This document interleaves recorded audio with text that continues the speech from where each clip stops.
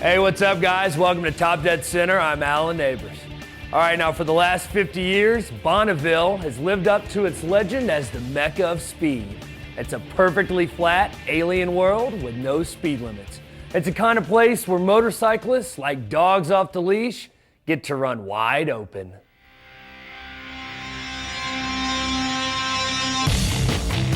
Welcome to the Bonneville Salt Flats, home to the standard course for world land speed records. It's one of the flattest places on Earth, and over these 30,000 acres of sodium chloride, the 300, 400, 500, and 600 mile per hour barriers have been broken.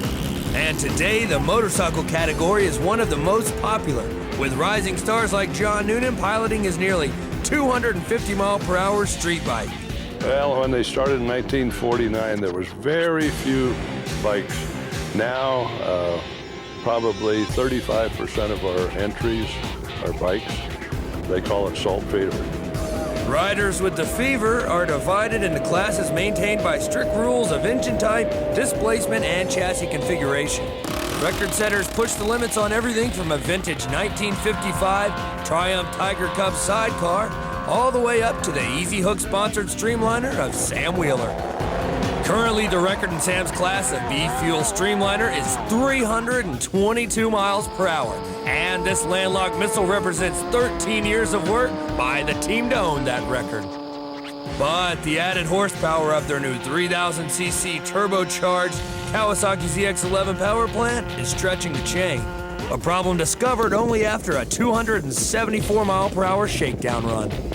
Well, basically it got so hot that it, when we say stretch, it didn't pull the metal apart. What it did, it wore it out and it gets real sloppy. We didn't really hurt anything that bad. It was a lot of chips, aluminum chips in there, and the sprockets are okay. The biggest difficulty with racing here, you can't test it until you come here. With their corporate backing, the team has spent a small fortune trying to capture the record. But there are cheaper ways to get into the record books. Granted, they're not as fast. Van and Kathy Butler are perennial record setters with their 50cc Aprilia RS50. This team only needs to go over 78 miles per hour to break a 25-year-old record in their class, but that's not as easy as it sounds, especially with a 3 cubic inch motor and a much smaller budget.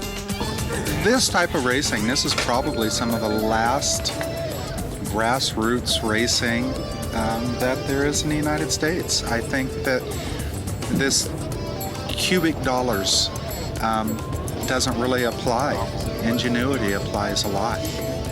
You try things, sometimes they work, and sometimes they don't. But what does work well with this team is the good-natured interaction of crew chief husband and rider wife. Van tells me how he thinks I should drive the course and what I should look for on my computers. And then when I get on the course, a lot of times you have to ride by the seat of your pants, and I have to use what I think is the right way to do. And then I come back and tell Van why I did what I did. And sometimes he agrees with me. Not always. A combination of small displacement power and high-tech design comes together in Derek McLeish's Streamliner sidecar. With the help of his brothers, this project in just 3 short months went from a PVC and plywood mock-up to the bike on the Salt today. Swapping between 50, 100, 125, and 250cc Honda power plants, the team is striving for records in several sidecar classes. But no matter the power, the aerodynamics is critical to attaining speed that can be sometimes hard to describe. The sensation really is, think if you're going 100, 200, 313 like my friend Rick Jacuzzi did, all right? 313 miles an hour, everything is moving so fast. And when you stop, it's like, you guys are in slow motion. Now, if you don't think aerodynamics is that important and you attack the Salt on your powerful street bike, you'll quickly run into what experienced racers call the hand of God. Watch how John Noonan's 468 horsepower Hayabusa dances from side to side as it reaches not its power limit, but its aerodynamic limit. It's very strange when you're going very fast and you just can't go any. You can reach a point where you just aren't accelerating anymore. There's that point up there where you can have 40 miles an hour worth of wheel spin where the bike is just fishtailing and you're just not going anywhere. It's a very strange feeling, you know, it's like somebody's holding you back. Now, the street bike guys are into the very latest in engine technology for setting records, but one of the most entertaining teams on the Salt uses a cast iron engine design over 20 years old. And it's all the more impressive considering their goal is to push a naturally aspirated gas-burning hog past the 200-mile-per-hour mark for the first time ever.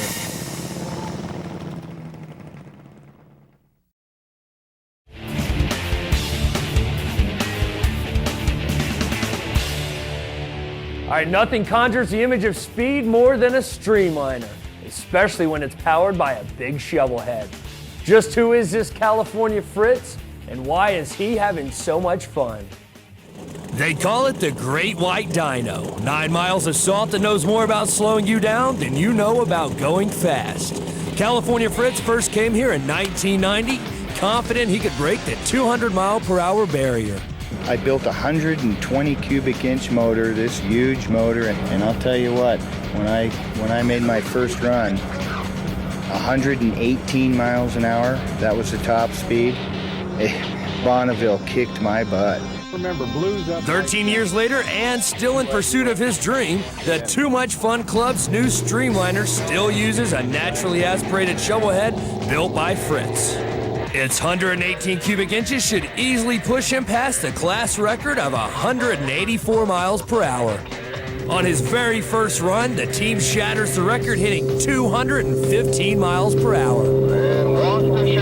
But at the end of the run, the chutes tear off. So it's back to the pits for repairs because at Bonneville, you have to back up your record. The next day, the team's back on the starting line, and after one last check of the chutes, Fritz is off again. When you get up to that 200 mark, everything changes, everything turns around. The whole machine is actually flying. The wheels are touching the ground just to give you direction. That's it. It's an experience. And he does it again. 215 miles per hour, but the chutes tear away again. Now it looks like a complicated problem, but Fritz already knows the exact reason it's happening. Buying cheap stuff at the Harley surplus. I need to buy better equipment. I need sponsors. California Fritz and the boys now realize there is no antidote for salt fever. In fact, it appears their condition has worsened. When we come out here next year, we're going to kick some butt. we're going to show them how to go fast on an old cast iron Harley. Okay, now we bet you have salt fever too. Well, congratulations to Kathy, Sam, and California Fritz on their new world records. When we come back, it's a look at another record for horsepower, Chrysler's outrageous V10 Tomahawk.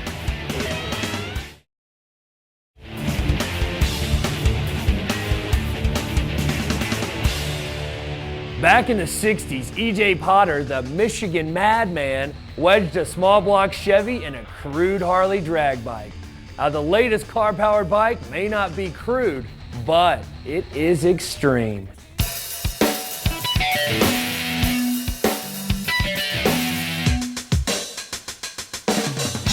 It's outrageous, beautiful, and extreme. The Dodge Tomahawk redefines the concept of concept bikes with a 505-inch Viper V10 surrounded with radical mechanicals and Art Deco styling. To showcase the Viper engine, Dodge chose a team with no motorcycle preconceptions. DaimlerChrysler doesn't have a history of doing motorcycles. We don't know that much about them. That's a very unusual step to take, and they took it.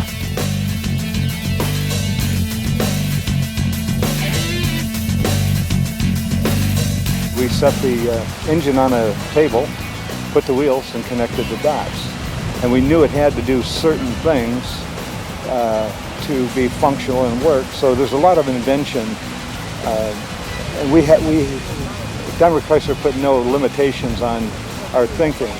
And because we don't normally build motorcycles, it was a fun project. Starting with 10,000 pounds of billet, Bennett's team took 5.5 months to connect all the dots. To stabilize the 1,500-pound bike, they devised a unique system with 2 independently suspended front wheels. They move in tandem and are controlled by twin steering arms on a common shaft. The 8,300cc V10 generates 505 horsepower and 525 foot-pounds of torque. All that energy hooks up through a 2-speed gearbox with dual chains that drive independently suspended twin rear wheels. Their width eliminates the need for a kickstand and helps the bike achieve 0 to 60 in only 2.5 seconds. With a theoretical top speed of 300 miles an hour, it's not intended to be street-worthy, but it is a captivating concept. The Dodge Tomahawk is blue sky thinking carved out of a glistening piece of solid billet aluminum. It's a bold-faced slap against mediocrity and a scintillating example of what creative minds can come up with when given the opportunity to run free. Yes, ladies and gentlemen, this is our 505 cubic inch, 500 horsepower Viper V10 powering this beast.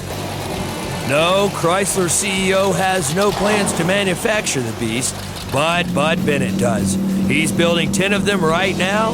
The price, a cool $550,000. All right, now that was a mean bite, guys, but that's what makes it so cool.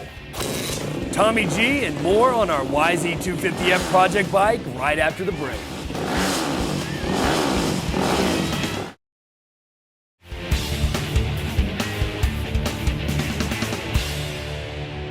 We're back on Top Dead Center. I'm Tommy G. Check out our motocross project bike. Last week we installed a hot start and an aftermarket exhaust. But last week we didn't get a chance to hear this 4-stroke thump. What do you say I kick it over?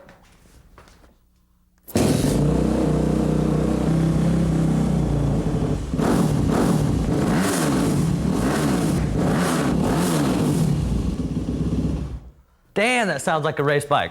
Now let's make it look like one. These YZ graphics are from BSY Racing. I spent a few years wrenching for these guys.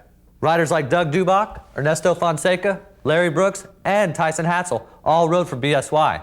Now these graphics won't make you win, but they're sure gonna make you look like you belong on the starting gate of a pro supercross. First, get rid of all the stock graphics. We gotta strip this thing naked. Next, get all the excess glue off. A little rubbing alcohol will work just fine. I like to hit my new graphics with a hairdryer. This makes the decals easier to put on and they stick better. Start with the front fender. First line up the bottom and peel the backing as you go. Take your time with this. You don't want any air bubbles. Continue down the bike until you get all the way to the rear. Take a step back and check it out. Our YZ250F is really shaping up, but looks aren't everything. That's why we're going to change out this bike's stock brake cable with the high performance upgrade. This is Dr. D's Stronger Front Brake Line and Mounting Kit. The cable is made of stainless steel with a Kevlar coating. Kevlar is such a strong material, it prevents the brake line from swelling. We all know what a mushy brake feels like. You might have noticed I didn't put a graphic on the fork guard. That's because I need to remove the cable, cut the tabs, mount the mounting kit, and then add a new graphic. Once the guard is off, follow the instructions to mount the new bracket. Apply any graphics now before securing the guard back on the fork. Here's a tip to keep fluid from spilling out of the master cylinder. Instead of just pulling the brake line, simply rotate the reservoir upwards to keep any fluid from spilling out. Here's another advantage to this upgrade. It mounts to the YZ much more efficiently. See how the stock line comes up under the fork? A lot of guys lose their front brake in a crash, because this thing just gets hammered. Our replacement comes down on the inside of the fork, away from any impact area. Once you're disconnected at the bottom, you're ready to install your upgrade. Start by connecting the line at the master cylinder and follow the stock routing down the fork. At the bottom, take it straight to the caliper and connect it up. The Dr. D mounting kit utilizes the stock line guide bracket. To bleed the line, we're going to open up the master cylinder cover, Fill her up and pump the lever a few times. Then, pop the bleeder screw on the caliper to release the air in the line. Just keep doing this until all the air is out of the new brake line. Here's a tip for you. Put a tie wrap on the handlebar, pull the lever close. What this will do, if there's any air left in the line, it'll work its way to the highest point. Leave this overnight, come tomorrow on race day, clip it, and you're ready to go. And we're good to go too with some of the latest new products, including one that will satisfy your need for power. This is Air Force One. It's a mean-looking Harley turbo system from RC Components that provides a 50 to 100% increase in reliable horsepower. It's complete with lines, fittings, a boost gauge, an S&S Super G carb, the turbo, K&M filter, and chrome exhaust. These bolt-on units sell for about $3,100, but they will nearly double the horsepower of a stock twin cam with no other mods. Now our next product will help you install this system or do just about any bike work. It's the Beast electric lift from Precision Industries. It will lift up to 1,000 pounds of motorcycle to a comfortable work height of 32 inches. It's simple to operate and comes with an on-off ramp, a dolly arm, and an optional wheel clamp. About $700 will get you an air-powered one or $950 for an electric one like ours. Now to the style department. If you're serious about profiling and you want the ultimate in attention-getting wheels, check out this new spinning wheel from RC Components. These wild wheels are machined from forged T6 aluminum billet and feature a free-floating insert that turns at wheel speed. But when you come to a stop, the spinner insert keeps turning. It may be the next thing for cruiser and sport bike guys who want something different. Different may be cool, but it isn't cheap. MSRP starts at about $4,200 a pair. Now, if you want something that's also cool, but a lot more affordable, check out Fox's new Tactic Race jersey. It sports a famous Fox Racing logo on the front. It's made of super lightweight polyester fabric with a ribbed V-neck to wick perspiration. And it also's got exclusive micro cuffs to keep pressure off your wrists. The Tactic is the way to go for motocross, and you can pick one up for around $39.95. Well, that's all for Top Dead Center this week. Join us next week when we take a wild look at the guys and girls who dare to ride Speedway. It'll be a great show. We'll see you then.